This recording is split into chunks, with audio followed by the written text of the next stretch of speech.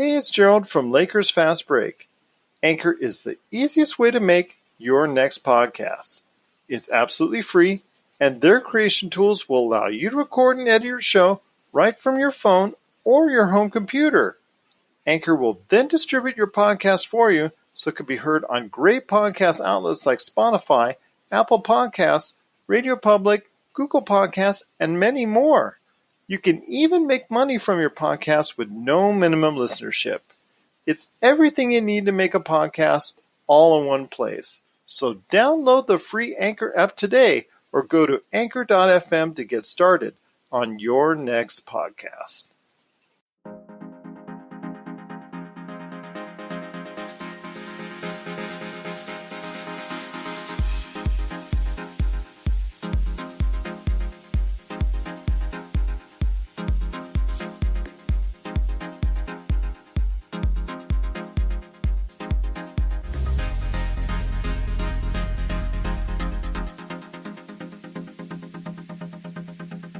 I'll tell you what, before we head on out, my friend, because we've got less than 10 minutes left, I want to talk about real quickly the comment that was made over the weekend on the jump during, I think it was halftime, when Richard Jefferson, who is a very astute analyst, I really like his work. He's been someone who's been all over the place as far as the media is concerned, didn't take up a job from his good friend Luke Walton, and maybe that was for the better because now we're the beneficiary of it as fans. But he pointed out that the Lakers don't exactly need a quote-unquote third man. They just need a third option in each half. So they need someone to step up in each half, and I thought that was a very good point.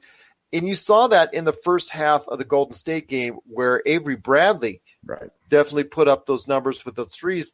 But unfortunately, the Lakers don't have a third man consistently, so they do need a third option at least on both halves. And I think that's where the question comes to lie. Who is going to step up behind AD and LeBron each and every game, each and every half? It doesn't have to be the same person all game long, but they do need consistency on someone stepping up in each half. So I think that was very astute on his part, and I think you'll agree that's the case as well.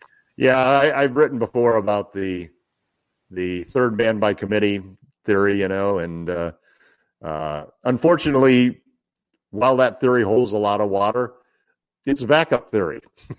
You get to that point because you don't have a guy who consistently can do it. In other words, what the Lakers really need is a guy who's going to score 15 points per game consistently. 14, 16, 18, 12, 14, 16, 18, 12.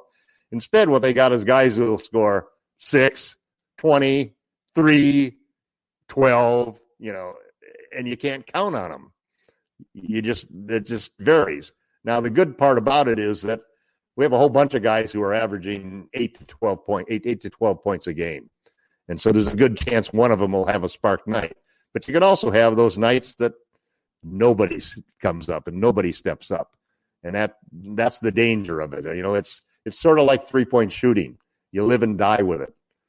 A lot of times you can win with it, but built in, it's not the 20-game winning streak when you play that kind of basketball and you play those kind of odds, because you're going to get 4 or 5 nights where it's just not going to work and you're not going to hit the threes. And that's the problem with a team like the Rockets getting a high position in the playoffs, because they aren't going to get a good seed in the playoffs when you're playing the three that way. And when you saw you saw it from them, because after the Lakers game, which they shot so well and played so well, they lost the next night in Phoenix. The same thing with the Bucks. If you look at the stats for after Giannis hit 5 out of 8 threes against us, he went something like 6 for 25. Well, but that for him, he's just not a consistent enough shooter. But often nights he doesn't have to be with the kind of talent and the consistent shooting that they have right now. Plus the fact that they're very tall, they have long reaches.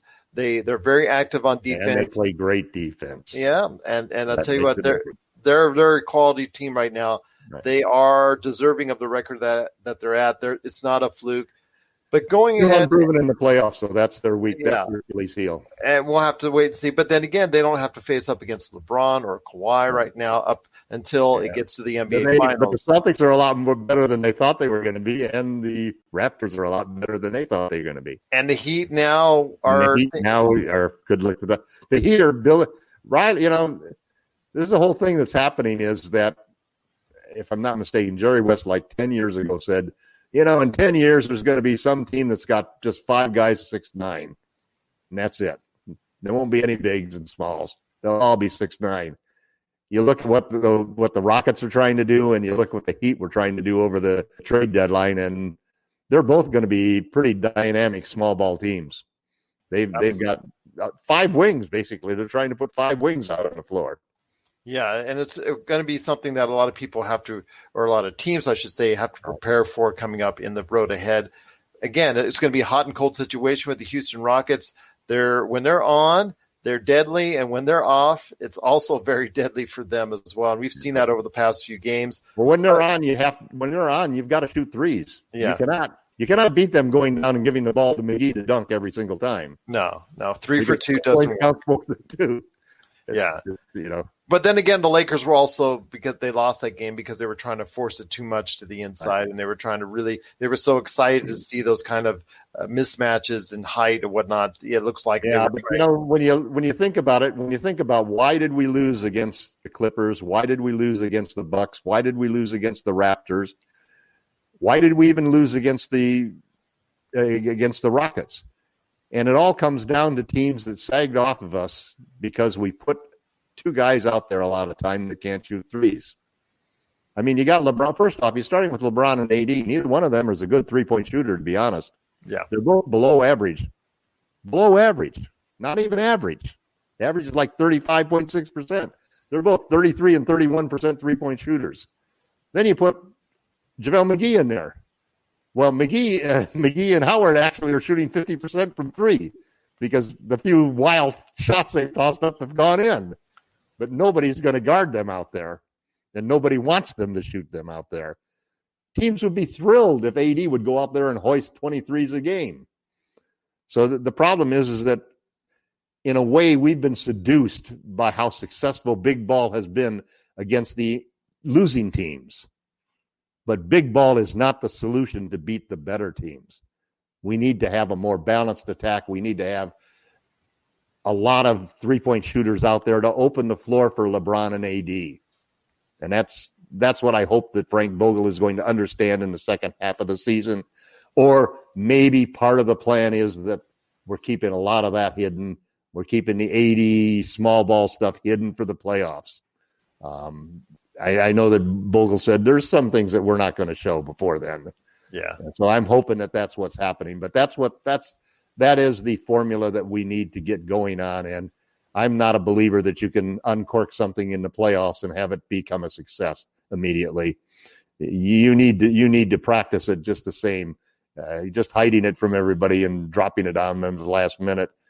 You might win one game that way, but in a 7-game series, we got smart coaches that are going to be out there and smart teams that have talent that can adjust.